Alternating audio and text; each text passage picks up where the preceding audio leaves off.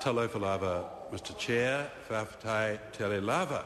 I'm absolutely delighted to speak on this Auckland Government Law Reform Bill, and I too want to congratulate Ministers Carter and Hyde and the Select Committee for the excellent job they have done in listening to the people of Auckland.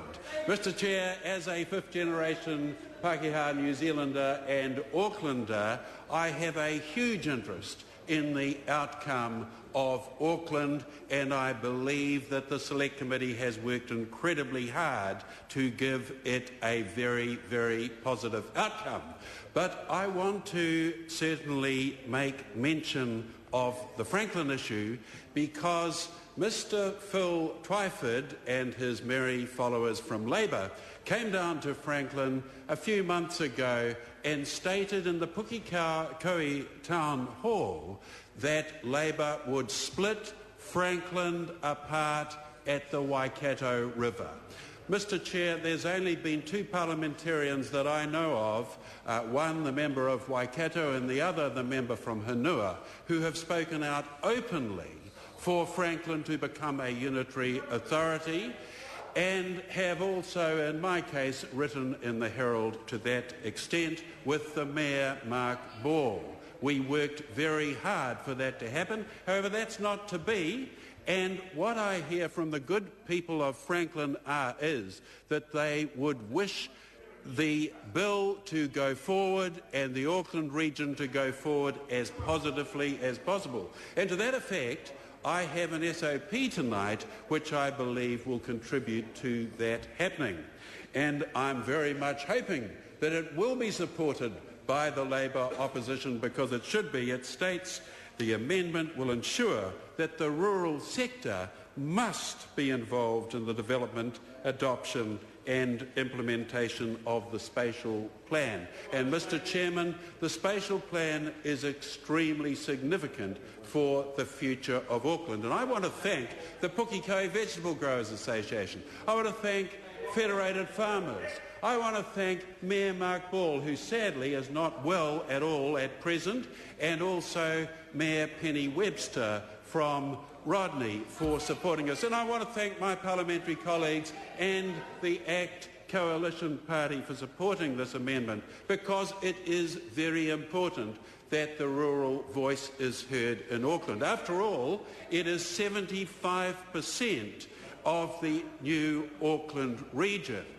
The Pukekohe Vegetable Growers Association came to me and said that reverse sensitivity was one of the issues that was very important for their businesses. For instance, a local regulation in Papakura has meant that they are not able to drive their trucks or tractors or equipment through Papakura from dawn to dusk.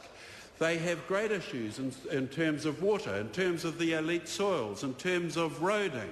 All these are very, very important to those people working in the rural sector, and so I am delighted to present this SOP today that emphasises just how important the rural sector and the rural sector's voice is to Auckland and to New Zealand, because after all there will only be two representatives from Auckland, from Hanua and from Rodney out of the 21, and therefore it is important to support this amendment. But Mr Chair, I'd also like to mention just how well this minister and this government has listened to people such as the good people of Beachlands, who came to me to say that their children were in danger of falling into the local stormwater ponds. And you should listen to this, Mr Prasad, Dr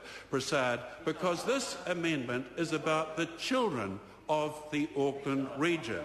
They pointed out to me how that there were no safety for children in situations where the waterways and stormwaters of Auckland were situated, particularly in the high-density housing areas.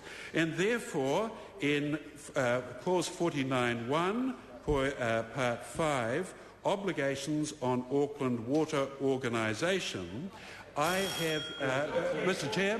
Paul Hutchison. Thank you, Mr. Chair.